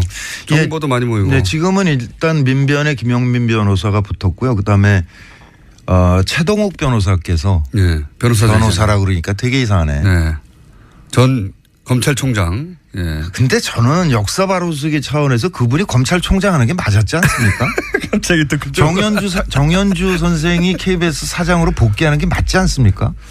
그렇게 볼 수도 있습니다. 그러니까 남은 임기를 하시는 게 맞는 것 같아요. 어찌됐든 그분이 일종의 자원봉사로 참여를 하시겠다고 의사를 밝히셨고. 본인도 당했기 때문에 그 심정을 누구보다 잘 알겠죠. 네, 그렇죠. 누구보다 잘 알아서 저도 그 얘기 들었는데 최동욱 전 검찰총장이 아마 이게 방송으로 처음 나가는 것 같습니다. 검찰총장이 이 블랙리스트의 피해를 입은 뭐 연기자, 배우자, 문화예술인들의 소송을 무료로 변론해 주시겠다고. 네, 그랬습니다. 연락이 왔어요. 대단히 감사드리고요. 저희 방송도 한번 나오셔야죠. 여하간 그러면 그렇게 팀을 꾸려서 혼자 하시는 것도 아니고. 그러니까 참여연대도 같이 하기로 했고요. 그러니까 다른 배우들은요? 다른 연기자. 다른 배우들은 제가 그저께 SNS에 올렸는데 한 5분 정도가 참여를 하겠다고 의사를 밝혀오셨어요. 80분 다 해도 되는 거예요? 아니, 근데 감독들은 안 빠지거든요. 대부분. 근데 그 감독이 42명이나 돼요. 감독. 그 한편에서는 좀 뿌듯하기도 합니다. 그러니까 영화가 굉장히 중요하다라는 거를 MB 정부가 알았었구나. 그러니까 문재인 정부도 영화가 중요한 걸 알아서 좀 지원을 좀 해야 될 텐데. 그러니까 지금 정부 지원이 끊긴 지가 거의 10년 됐어요. 그렇죠. 네, 참여정부 때 하고 그다음에 끊어버리고. 정부는 오로지 화이트리스트라고 소위 국뽕영화만 지원했거든요. 국뽕영화. 네, 그거는 MB 때부터 시작된 일입니다. 그러니까 모태 펀드를 통해서 소위 이제 방송국이나 그런 펀드를 동원해 가지고 정부가 권장하는 영화, 건전 영화죠, 소위. 그렇죠. 건전 영화만 지원했고 실제 이런 문화예술계에 지원이 필요한 것은 지원을 끊어버렸어요. 그렇습니다. 죽으라고. 예. 자, 그럼 소송이 이제 막 준비 단계에 들어간 거네요. 그렇죠. 아무래도 이번 달 말 정도까지는 취합을 끝내고 10월 초쯤에는 이제 소장이 들어가야 되겠죠. 그럼 고소고발 모두 형사 민사 다. 형사 민사 다 해야죠. 그러니까 형사 동시 진행하는데 아무래도 형사를 먼저 진행을 하게 될 테니까 거기에 따라서 이제 민사는 영향을 받잖아요. 민사는 그러면 그 대상이 일단은 제일 기초는 국가, 그다음에 그 이명박 대통령, 원세훈 원장이 세 사람은 필수고요. 네, 세 대상. 네, 근데 이제 MBC 노조 같은 경우는 김재철 사장을 하고 싶어 하는 모양이더라고요. 그건 당연하잖아요. 그러니까 KBS 노조는 또 KBS 사장을 하고 싶어 하고 그래서 이게 아마 좀 폭이 넓어질 거는 같습니다. 알겠습니다. 최동욱 전 검찰총장이 이 문화예술인 블랙리스트 사건의 무료 변론을 받았다는 소식과 함께 이제 막 준비가 시작됐고 이 소식을 아직 듣지 못하신 분들은 문화예술인 중에 혹은 감독들 중에도 문성근 씨에게 연락을 주시고요. 네, 그리고 방송국이나 영화 투자 제작사에 계신 분들도 연락을 주십시오. 네, 이걸 그냥 넘어갈 수는 없죠. 10년 짜글짜글 해주셨고 회사에 집도 파셨고 주요 활동은 등산으로 10년을 보내신 그리고 10년 동안 돈도 없기 때문에 연애도 한번 못하신 자 억울한 이야기인데 즐겁게 좀 나눠봤습니다. 네. 배우 문성근 씨였습니다. 감사합니다. 네, 반갑습니다. 예, 웃으면서 문성근 씨 말씀을 하셨는데 사실 지난 9년간 얼마나 힘드셨겠어요. 그야말로 피눈물을 흘리셨을 것 같습니다. 문자로도 그 마음들을 읽으셨나 봐요. 2001님, 문성근 배우님 얼마나 마음고생하셨을까요. 진짜 제가 다 부들부들이네요. 6000님, 정말 어이가 없는 이야기들이네요. 정부가 발전하는 우리 영화계의 발목을 잡았네요. 그런 거 안중에라도 있었을까요? 어제 또 새롭게 나온 뉴스죠. 그러니까 국정원 심리전단에서 이른바 문성원 씨 합성 사진을 유포를 하면서 보고서가 있었는데 거기에 도청 감지 장치 가동이라는 문구가 쓰여 있었다고 합니다. 이게 무슨 얘기냐면 이거를 자기들끼리 유포를 하면서 국정원이 이거를 유포한다는 걸 알려지면 안 되니까 혹시라도 도청이 될까 봐 감지 장치를 달아서 그 전화 대화를 나눴다는 겁니다. 이게 혹시라도 부끄러운 줄 정말 최소한의 부끄러움이라도 있어서 그랬다면 천만 다행인 거고요. 그냥 들키기 싫어서 그런 거라면 진짜 다시 한번 한숨만 나오는 그런 일입니다. 다시는 이런 일 반복되지 않아야 될 겁니다. 네, 4부 시작했는데요. 문자 몇 개 들어볼까요? 유랑님, 쓰레기 때문에 정품이 밀려나는 세상. 쓰레기 분리수거 잘해서 소각하고 또 다른 오염 없애야 깨끗해질 텐데요. 맑은 공기를 저도 기대합니다. 3650님, 우리는 모든 적폐를 척결해야 미래로 갈 수 있는 것입니다. 옳습니다. 지금 제가 중간중간 소개해드리는 문자는요, 그냥 제가 뽑은 문자들이고요. 선물 받을 분들은 제작진이 따로 선정을 한다고 하는데요. 전화 문의도 받지 않겠답니다. 제작진이 알아서 연락드린다고 하니까 전화 주시지 말랍니다. 진짜 공장장 닮은 제작진입니다. 역시. 그나마 제가 팁을 하나 드리면요. 당첨자를 막내 작가를 시켜서 고르게 한답니다. 예, 당첨자 스타일을 좀 아시면 선물을 받으실 확률이 조금 높아질 텐데 단발머리에 가죽 자켓, 여성 락커 스타일입니다. 뭐 이게 문자를 고르는데 도움이 될지 모르겠습니다. 네, 선물 안내 드릴게요. 여자의 꿈 알키메다에서 수소 알칼리 환원수기 알카메디 죄송합니다. 20년 전통 식품명가 주식회사 사홍원에서 온라인 상품권, 매트의 명가 피크론에서 IoT 스마트홈 온수매트, 두고두고 보고 싶은 책 길벗 어린이에서 그림 도서 세트, 이태리 명품 구두 바이넬에서 구두 증정권 드립니다. 네. 김호준의 뉴스공장 명절 특근 오늘 마지막 순서는 세계적인 석학 리처드 도킨스입니다. 사실 이 책이 1976년에 쓰여졌으니까 40년이 넘었죠. 내가 아니라 내 안에 유전자가 나의 진짜 주인이다. 그러니까 내가 이러저러한 행동을 하는 이유가 유전자 때문이었다라는 지금 들어도 사실 충격적인 그런 내용이었는데 김어준 공장장도 이런 정도에는 놀라는 모양입니다. 놀라서 직접 섭외를 했다고 합니다. 그 이유가 뭔지 확인해 보십시오. 뉴스공장 오늘은 아주 모시기 힘든 분을 모셨습니다. 네, 세계적인 석학이시죠. 리처드 도킨스 영국 옥스퍼드대 명예교수 스튜디오에 나와 계십니다. 안녕하세요. It's a great pleasure to be here. Thank you. 네. 이렇게 여기 오게 돼서 저도 기쁩니다. 제가 이제 이기적인 유전자 책을 읽었어요. 한 15년 전쯤에. 그리고 나서 두 가지를 제가 책으로부터 이해를 했는데 첫 번째는 유전자는 자신을 복제해서 증식시키는 프로그램이고 개체는 그 프로그램이 탈 것이다. 네. 제가 이게 맞게 이해한 겁니까? 좀. You got it absolutely 100% 맞는 말이고요. 그 외에 조금 더 덧붙이자면 우주 어디에서든 간에 이러한 자기를 뭔가를 반복하려는 그런 것이 생긴다면 이것은 꼭 DNA가 아닐 수도 있습니다. 이러한 프로그램이 우주 어딘가에서 자기를 갖다가 계속 복제해 나가는 그런 기회를 갖다가 얻고 그런 힘을 얻으려고 한다면 그것이 생명이 될 것이고 그러한 생명은 굳이 DNA의 형태가 아닐 수도 있습니다.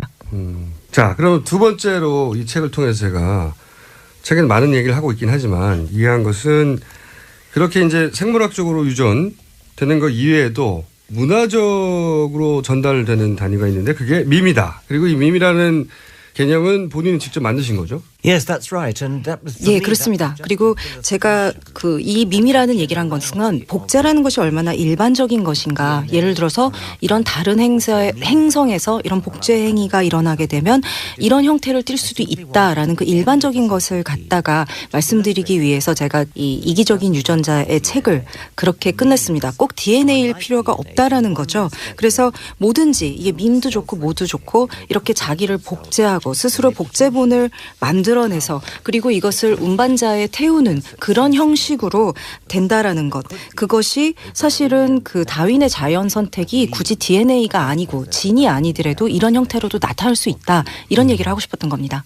근데 저는 과학적인 포인트보다 제가 이 책을 읽으면서 인상적이었던 것은 사람한테 감정이입을 한 게 아니라 이때까지 생물학들은 대부분 사람한테 감정이입을 했단 말이죠. 근데 그 유전자의 감정이입을 했어요. 유전자 관점에서 바라본. 그러니까 사물인데 자신을 그 사물에 대입하는 능력. 이게 없으면 이런 이론이 탄생하지 않았을 것 같은데 이게 이런 자신을 객관화하는 능력이 본인이 타고난 겁니까? 아니면 과학을 통해 훈련된 겁니까? 어느 쪽이 더 큰 비중일까요? 상상력이라는 것은 과학의 굉장히 중요한 부분입니다. 그러니까 그렇기 때문에 이렇게 우리가 사물에 우리가 이입을 해서 상상을 할 수가 있는 거죠. 그 프랑스의 유명한 그 분자생물학자인 자크 몰로는요. 화학에서 내가 뭔가 해결 못할 문제에 부닥치면 내가 만약 전자라면 요 다음에 어떤 일을 할까 이렇게 상상을 한다고 하셨습니다. 물론 많은 생물학자들이요. 내가 코끼리라면, 내가 사자라면, 내가 물고기라면 그 요 다음에 어떤 행동을 할까 이렇게 상상을 합니다. 저는 여기서 하나 더 나아가서 내가 DNA 분자라면 어떤 생각을 할까, 어떤 행동을 할까 이렇게 상상을 한 겁니다. 사실 이것은 굉장히 중요한 도약입니다. 이게 그냥 사자다, 토끼리다 이렇게 상상이 아니라 내가 사자의 DNA라면, 코끼리의 DNA라면 이렇게 상상을 했을 때 그래야 진화적으로 올바른 답을 얻을 수가 있기 때문입니다. 그냥 사자라고만 상상을 해서는 진화적으로 올바른 답을 얻지 못할 수 있습니다. 책을 읽고 나서 어떤 생각을 했냐면 과학이 이 사람에겐 도구고 그리고 자기 객관화 능력도 굉장히 뛰어나고 그 두 가지를 가진 굉장히 새로운 유형의 대중적인 철학자가 나타났다. 과학을 도구로 사용할 뿐이지 일종의 철학자다. 새로운 유형의. 제가 이렇게 정의했는데 이게 마음에 드십니까? I like that description. I think that 저는 any 그 philosophy- 철학자라면 누구나 다른 사람과 소통하는 것을 배워야만 할 필요가 있다고 생각합니다. 어떤 철학자 같은 경우는 다른 철학자하고만 얘기를 하느라 전혀 알아들을 수 없는 얘기로 하는데 그것은 저는 좋은 철학자가 아니라고 생각합니다. 그리고 또 저는 또 최고의 철학자라면 반드시 과학에 대해서 배우고 과학의 언어를 사용하도록 스스로 교육할 의무가 있다고 생각합니다. 이 과학을 알고 이용할 줄 모르는 것이라면 그렇게 된다면 철학은 그 미래가 없습니다. 자, 그리고 대중적으로 두 번째로 큰 영향을 끼친 책이 뭐냐면 만들어진 신. 예. 전 이건 영상으로 봤어요. 다큐도 있더라고요. 저도 이제 개인적으로 무신론자인데 제가 무신론자가 된 거는 건방지게도 10대 시절에 신이 정말 있나? 이렇게 의심만 해도 신이 벌을 할 거다라고 하는 이제 교리를 접하고 나서 이게 무섭긴 무서워요. 근데 이게 너무 부당하지 않냐. 의심만 해도 벌을 주면 벌 준다고 항복을 하면 너무 비겁한 거 아니냐. 여기서부터 사실 출발했거든요. 네, 제가 무신론자가 된 건. 본인은 어떻게 무신론자가 된 겁니까? I'm not surprised to hear that you 사실 별로 놀랍지 않습니다. 그런 얘기를 들었을 때 분명히 똑똑하신 분 같으니까 당연히 그렇게 생각을 하셨을 것 같고요.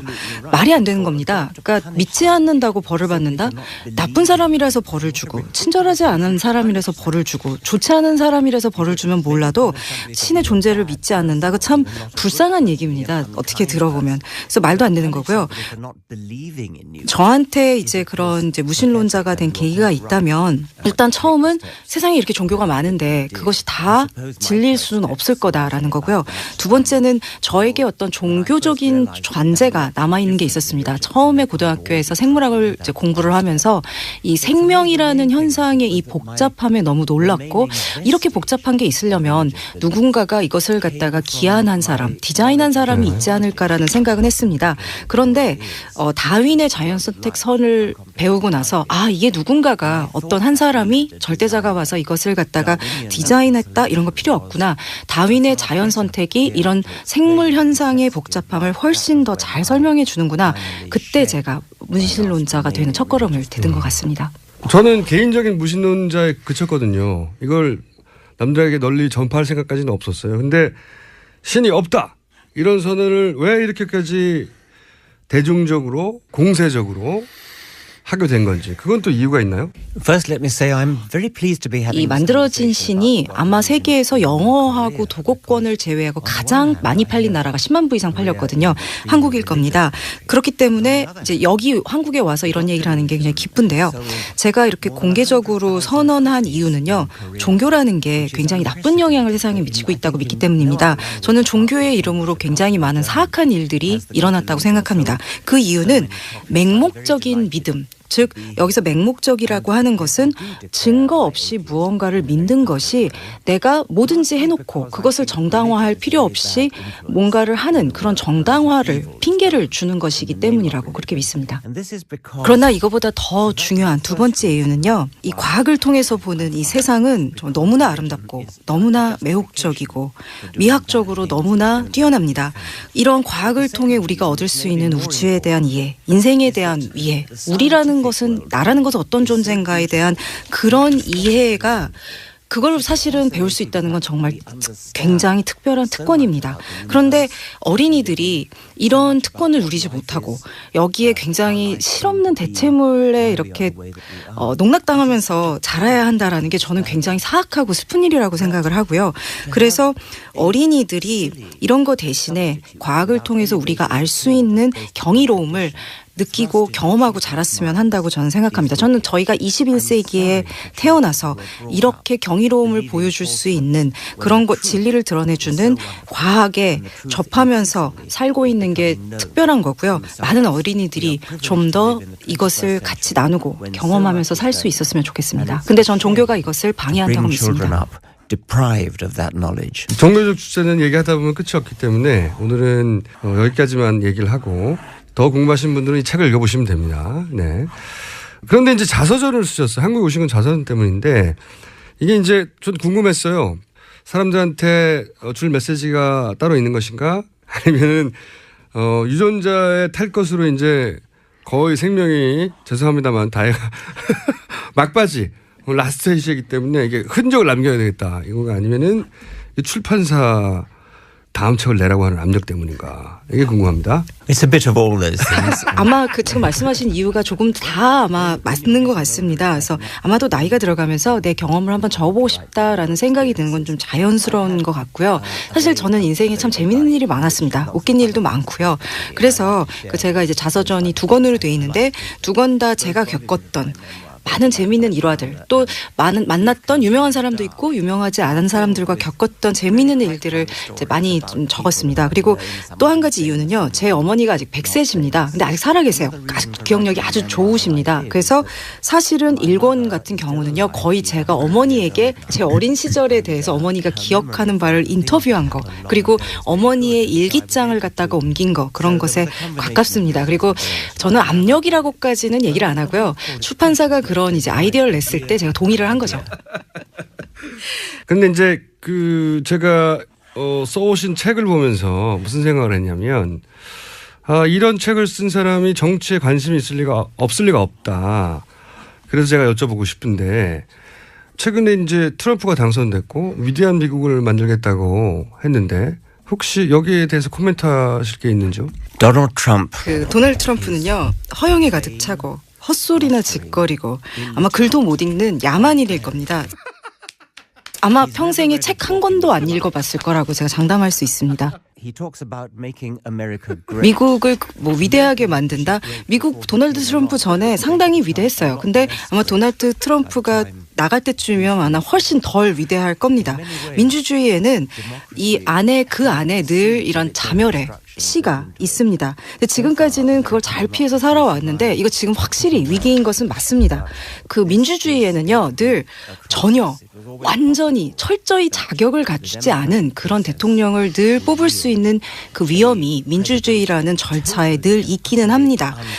근데 우리가 수술을 받을 때는요, 그 우리가 수술할 의사가 자격을 갖춘, 해부도 좀 알고 해부학도 잘 알고 수술하는 방법도 잘하는 그런 의사가 해주길 원하고, 우리가 비행기를 타면 우리 비행기를 조종하는 사람이 비행기에 대해서 잘 조종할 줄 아는 사람을 하기를 원합니다.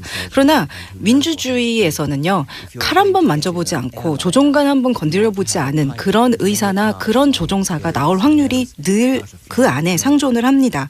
그런데 트럼프는 이거보다 더 나빠요. 무능한 거를 넘어서서 허영과 악의에 가득 차 있습니다. 그래서 정말 재앙이라서 저는 지금 미국과 세계가 도널드 트럼프를 살아남을 수 있을까 걱정을 합니다. 지구온난화도 지금 부정하고 있고 그 여성을 혐오하고 있고 인종차별주의자고요. 유일한 희망은요, 탄핵밖에 없지 않을까 생각을 합니다. 사실 지금 부통령은 어떤 면에서는 더 나쁩니다. 창조주의자거든요. 그러나 적어도 국가가 어떻게 운영을 해야 되는지, 정치라는 이게 어떻게 되는지 거기에 대해서는 좀 아는 사람입니다. 탄핵만이 유일한 희망이 아닐까 합니다. 알겠습니다. 이제 알파고 같은 인공지능이 나왔어요. 이게 이기적인 유전자 이론을 바꿀 만한 사건인지, 그리고 인류가 진화해가는 특징을 바꿀 만한 등장인지, 이론이 바뀌냐 아니면 더 나아가서 진화적 특징이 바뀌냐, 어떻게 보세요? 사실 인공지능이란 문제는 오랫동안 저를 이제 매혹시킨 주제 중에 하나였습니다. 그게 이제 1960년대 처음 여기에 대한 얘기가 나왔는데 그때부터 굉장히 관심이 있었는데요. 사실 생각만큼 이게 빨리 진행되지는 않았습니다. 물론 이제 체스나 바둑 같은 분야에서는 상당히 이제 이루어졌지만 좀 더 일반적으로 이 세상과 널리 소통해야 하는 이런 분야에서. 네, 오늘 여기까지 듣고요. 저도 요즘 과학서적을 즐겨 읽는 편입니다. 과학의 발달이 생각만으로 분석했던 철학이나 심리학을 근거를 가지고 아주 명확하게 밝혀주고 있다는 게 정말 놀라운 세상이고요. 다만 한 가지, 공장장 같은 유전자는 도대체 어떻게 만들어진 건지는 과학이 밝혀낼 수 있을지 조금 저도 여전히 궁금합니다. 네, 김호준의 뉴스공장 명절 특근은요, 귀경길 피곤할 땐 든든한 비락식혜로 재충전, 깨끗하고 안전한 에너지로의 전환 한국지역난방공사, 국민과 함께하는 든든한 행복에너지 한국전력, 생활 속 불합리한 차별 법제처에 신고하세요. 차별법령신고센터, 올해에도 가족을 위해 국가건강검진 꼭 받으세요. 국민건강보험공단, 서민의 원스톱 금융파트너 1397 서민금융통합지원센터, 대한민국이 아끼는 물 제주 삼다수, 고향 가는 길 안전운전이 최고의 보험입니다. 더케이 손해보험 에듀카. 도착은 빠르게 가는 길은 편하게 유플러스 워너비와 함께했습니다. 마지막으로 문자 몇 개 더 읽어드릴까요? 6799님. 시골 다녀와서 몸살이 심한데 출근합니다. 그래도 라디오 덕에 즐겁게 출근합니다. 버스 타고 출근하는데 시내 도로는 한산하네요. 네, 시내는 한산합니다. 7721님. 으악, 청소기 돌리려다 도킨스. 잠시 멈추었네요. 마침 다윈의 식탁 꾸역꾸역 어제 읽었는데 정말 타이밍 절묘합니다. 네, 뉴스공장 명절 특근 오늘 준비한 순서는 여기까지고요. 저는 변호사 양지열이었습니다. 내일 아침 7시 5분에 공장 돌리러 다시 돌아오겠습니다. 오늘 함께해 주신 여러분 고맙습니다. 안녕. 이게 확고한 국민의 의사를 반영하는 정치인의 자세를 한번 정확하게 보여달라는 거예요. 애매하게 꼼수를 놓을 생각은 말고.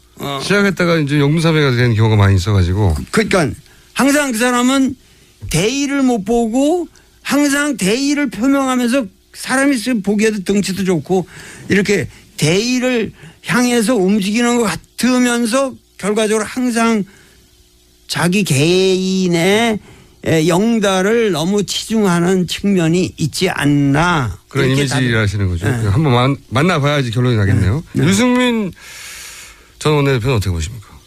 그분도 마찬가지죠. 지금 상당히 중요한 입장에 계시니까. 그리고 그분이 말씀하는 걸 보면은 상당히 정확하게 사태를 관망하고 있고 추진하고 있고 난 그분에 대해서 상당히 존경을 표하는데 그분도 과거에는 박근혜를 대통령으로 만드는데 뭐 1등 공신이었던 사람이니까 그러니까 그러한 여러 가지를 볼 적에 지금 보다 선명하게 자기 입장을 일관해서 박근혜를 탄핵하든지 이 정국의 개인을 돌보지 말고 일단은 이거를 마무리 지는 어떤 새로운 국면을 만들어 놓고 거기서 그런 새로운 아리나에서 격투를 하더라도 새로운 격투를 하자. 이런 식으로 확실한 자세들을 보여달라는 거예요. 문재인 전 대표는 어떻게 보십니까? 왜 웃으십니까? 글쎄 문재인 대표에 대해서는 내가 얘기하기가 참 어렵지만은 상당히 사람이 좀 순진한 사람이죠. 어떤 의미에서 그렇습니까? 아니 사람 심성이 착해잖아요. 만나서 이렇게 얘기하면 정말 착하고 사심이 없어요. 그 사람은. 근데 뭐냐면 매사에 어떤 날카로운 정치적인 판단이 좀 부족하게 느껴질 때가 있잖아요. 이런 시국에 왔을 때 명쾌하게 빨리 결론을 내야 되는데 빨리 가야 된다. 그리고 그것이 어떠한 이 긍정적인 결과를 가져오는 방향으로 상당히 이렇게 진행을 빨리빨리 시켜야 되는데 좀 답답하시군요 보시기에. 그냥 너무 착해서 그래요 사람이. 착해서. 재밌게 얘기하다가 시간 거의 다 돼버렸네요. 그러면 애초에 이제 모신 거는 제가 미끼로 던진 거는 나의 살던 고향 영화 얘기했는데 요거 언제 하는지만 알려주세요. 언제 하는지. 지금 상영을 하고 있고 이거는 고구려 발에 남들이 안 가본 그 유적들을 내가 연변대학에 교수로 있으면서 어렵게 찾아다니는 그 피눈물 나는 여정이에요. 그거를 그냥 찍은 거거든요. 그래서 진실한 거고 전부가 현장에서 내가 멘트한 걸 가지고 이 영화가 구성이 됐고 다큐죠. 다큐로. 그러고 이것이 지금 전국에 80여 개 관에서 상영 중이고 절차 뒤에. 그런데 나는 고등학생 3학년들 요새 이게 학사 일정이 끝났으니까 단체 관람 같은 걸 해서. 호객행위 하시는 건가요? 아니, 호객행위가 아니라 역사의식. 지금 이 국정교과서라든가 이런 여러 가지 문제를 볼 적에 어떻게 우리가 역사를 인식해야 되느냐. 우리 역사가 과연 뭐냐. 지금 이 고구려 패러다임의 발의 문제가 그 옛날 얘기가 아니라 오늘 우리 이 시점에 있어서 우리 역사를 보는 시각을 얘기하고 있는 거예요. 알겠습니다. 자, 지금까지 도올 선생님이었습니다. 감사합니다. 네, 아유 감사합니다. 예, 박근혜 대통령이 당선될 때 이미 박정희 시대 패러다임의 마침표가 될 것을 예감했다. 철학자가 예언자는 아니시지만 이 말씀은 큰 울림으로 지금 다가오네요. 다시 들어봐도 당시 정치인들에 대한 뭐 분석들이 좀 그 귀에 좀 꽂히고 그랬던가 실제로 그럴까 하는 생각도 드는데요. 위대한 철학자도 제자에 대한 좀 애착? 이건 좀 다른 것 같아요. 안희정 춤은 좀 그 정신질환이 있으신 분이 아닌가라고 다들 그런 정도로 이걸 사태를 심각하게 보고 있고 그 말은 지금 뭐냐면은 당신 스스로 문제를 정확하게 파악할 능력이 없고 예. 그리고 모든 담화가 그분 자신이 쓴 것이라고 믿는 사람은 아무도 없고 예. 그러니까 결국 그 담화 세 차례의 담화라는 것은 아직도 그를 둘러싸고 있는 청와대의 수준을 반영하는 거죠. 근데 거기에 가장 국민들이 분노하는 것은 우리나라는 어떻게든 유교 국가예요. 유교 국가라고. 이 조선 왕조로부터 이 유교 국가라는 거는 이 치자의 도덕성이 가장 중요한 거란 말이에요. 통치자의 도덕성이. 근데 도덕적으로 정말 그 가슴을 열고 자기가 잘못했다고 하는 것을 시인하는 자세가 0.00000001%도 없으니까 거기에서 국민들은 아주 분노를 느끼는 것이고 그리고 그 과거에는 그러한 박 대통령의 태도에 대해서 이제 국민들은 지금 뭐 아까도 김성태 의원님이 여러 가지 말씀을 하신 것 같은데 그런 모든 걸 떠나서 국민들의 마음을 달랠거나 그 대통령으로서 민의에 보답한다고 하는 하등의 지금 의사 표시가 없는 겁니다. 그러니까 이런 상황에서 그 과거에는 우리가 이제 5.18을 거치면서 비로소 민주 이 항쟁이라는 게 시작됐는데 80년 6월 항쟁. 그래가지고 그 80년대 6월 항쟁 때만 해도 그 우리의 투쟁 목표가 단순했어요. 왜냐하면은 이 전두환이라는 분이 대통령이라는 직위에 앉아 있다는 것 자체가 그게 뭐 일종의 강탈이라고 그럴까? 국민들 느낌에 앉아서는 아니 될 자리에 앉아 있다고 봤단 말이에요. 그 자리가. 국민들이 뽑은 적도 없고. 그러니까 뭐냐면 그 사람을 거기서 몰아낸다고 하는 그 자리가 그 정명, 그게 맞지 않는 사람이 앉아 있으므로 그런 사람을 그 자리에서 밀어낸다고 하는 그러니까 투쟁 목표가 단순하게 외제화돼 있었다고. 근데 지금은 이것이 아주 국민 전체가 우리가 살아온 모든 제도가 이게 완전한 사기였다고 하는 자각이 생긴 거예요. 그렇죠.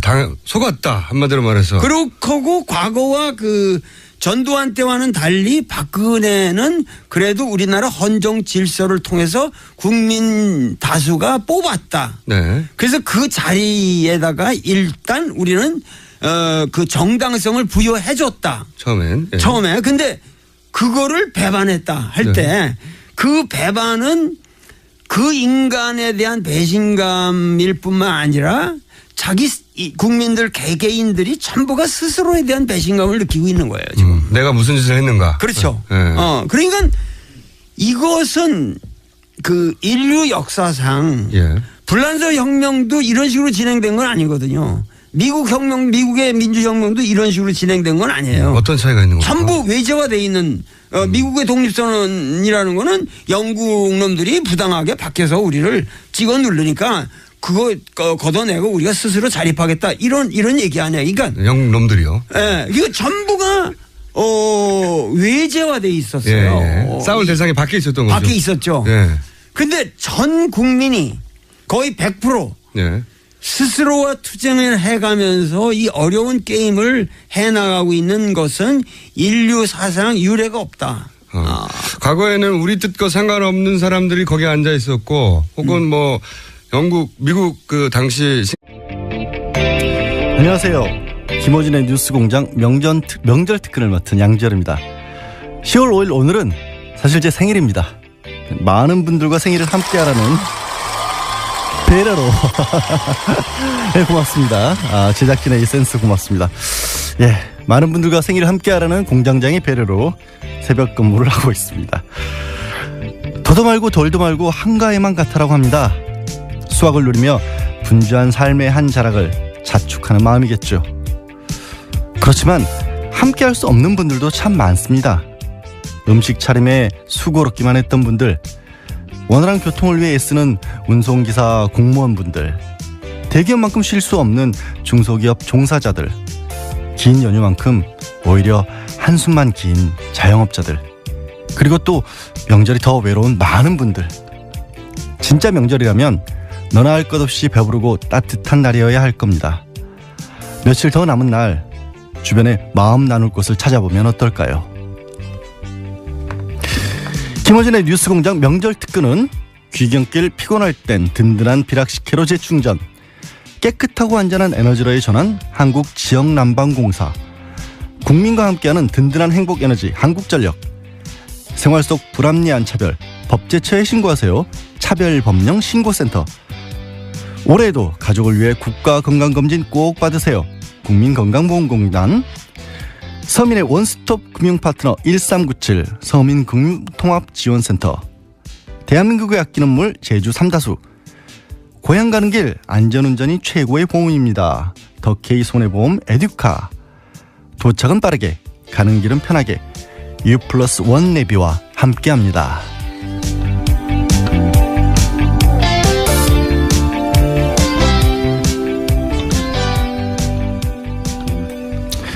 네, 추석 연휴 기간 보내드린 명절 특근은 지난 1년 동안 뉴스공장을 찾아왔던 명사들의 주옥 같은 인터뷰를 다시 듣는 시간으로 채우고 있습니다. 오늘 처음 만나볼 분은 바로 도올 김용옥 선생님입니다. 사실 제가 대학에서 철학을 전공했는데요. 저를 철학과로 가게 만들었던 인물, 제가 또 대학 기간 내내 동양 철학을 전공한답시고 사서삼경을 읽게 만들었던 분이 도올 선생님이신데, 예, 사서삼경 읽던 선비였던 제가 공장장과 잘못 엮이는 바람에 새벽 근무나 하고 있습니다. 이 인터뷰는 국정농단 사태, 그러니까 촛불 집회가 한창이던 지난해 12월 진행했던 인터뷰인데요. 과연 역사는 훗날 박근혜 시대를 어떻게 기록할까라는 주제로 진행됐습니다. 다시 한번 들어보시겠습니다. 네, 뉴스공장 3부 시작하겠습니다. 오늘은 스튜디오에 직접 모시기 굉장히 어려운 분을 저희가 모셨습니다. 네. 대한민국에서 가장 사랑받는 철학자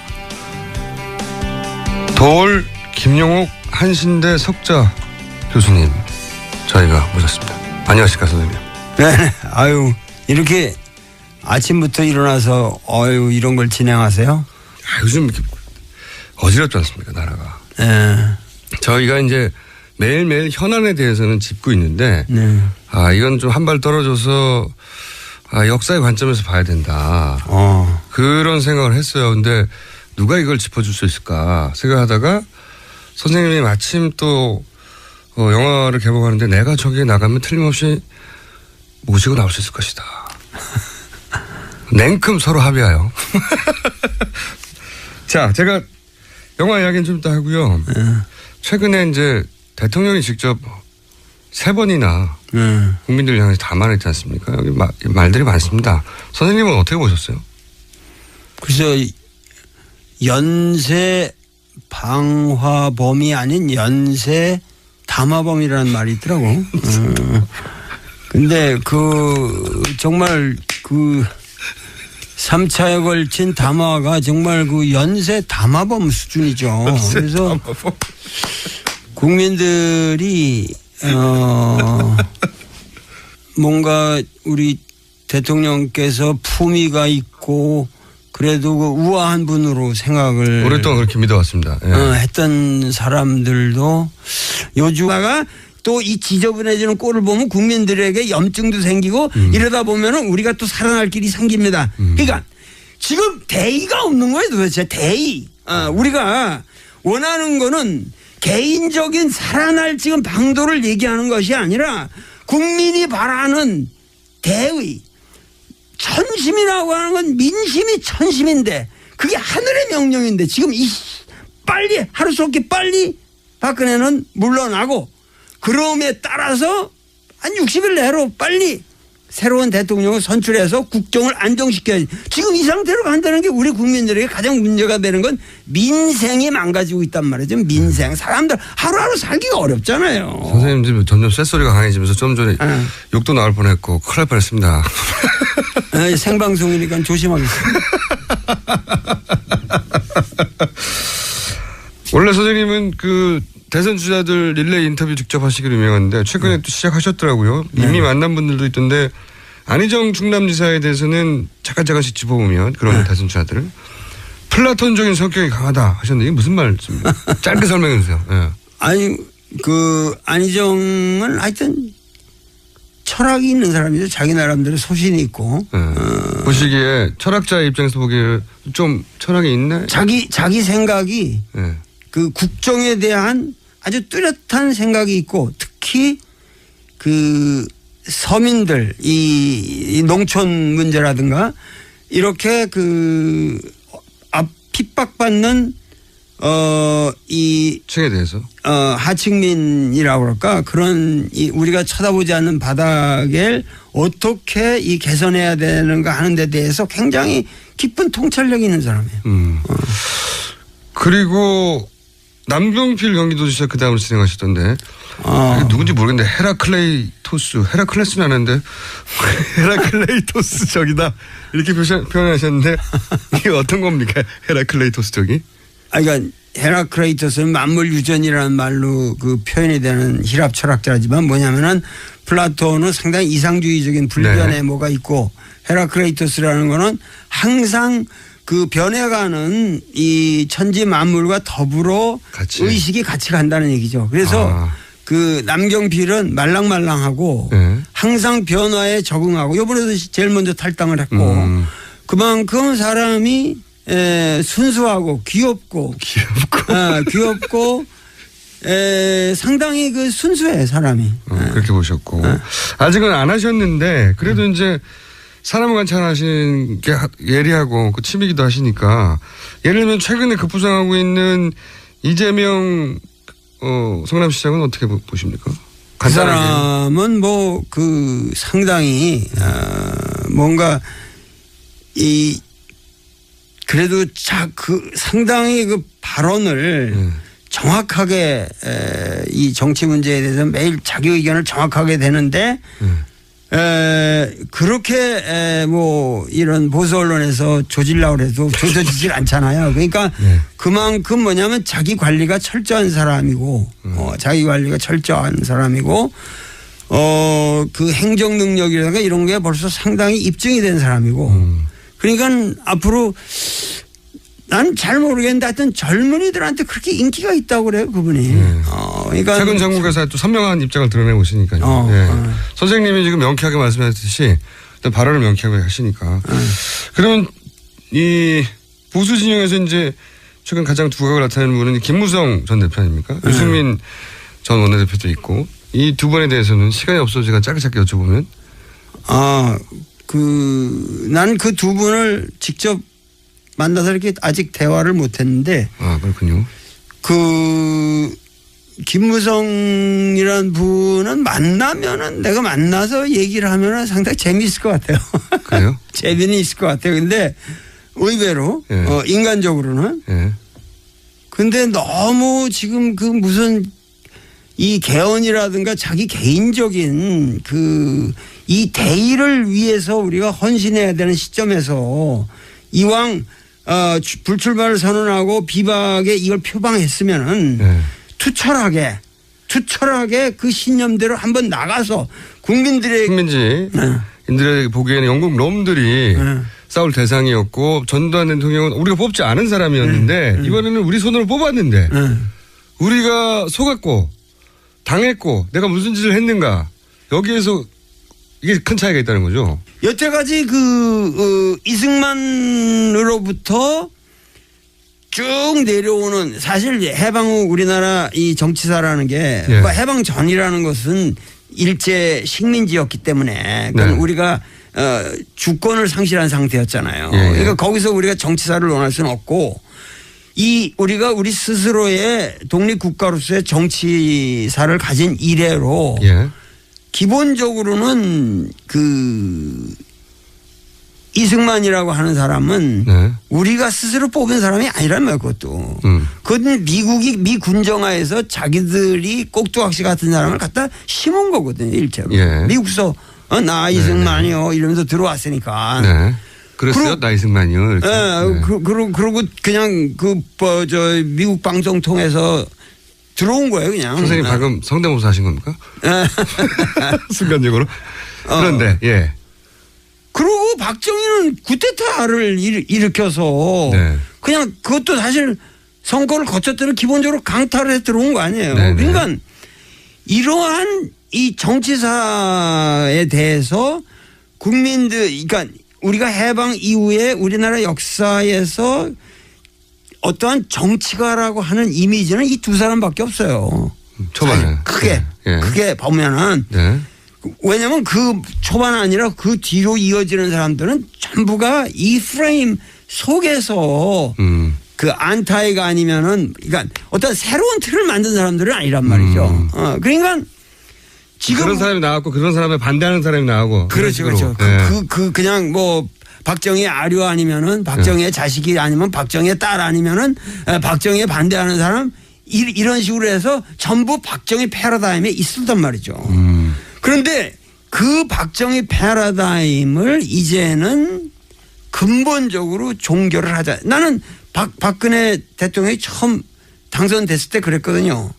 박근혜는 대통령에 당선되었지만 이 당선이라고 하는 것은 결국은 박정희 패러다임을 끝내는 당선이 될 것이다. 마침표가 될 것이다. 네, 그런 예언을 이미 하셨어요? 했어요 내가. 조용히 혼자 하신 거 아니고요? 아니 했어요.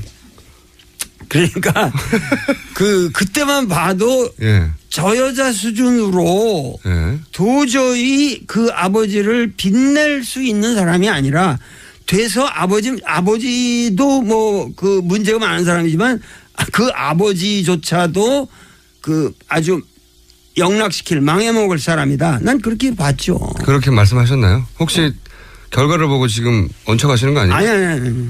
그건 그런 정도야 충분히 볼 수 있죠. 왜냐하면은 그것이 자라나온 배경이라든가 모든 사람 인상을 보거나 벌써 이렇게 사람이 이렇게 경직돼 있잖아요. 얼굴 자체가 항상 보면은 이 모든 게 이 정치라고 하는 것은 항상 이 대화와 항상 이 소통과 이 개방된 어떠한 이 교섭에 의해서 이루어지는 건데 저런 특이한 성격의 사람이 과연 어떻게 정치를 할 것인가 나는 상당히 회의적이었죠.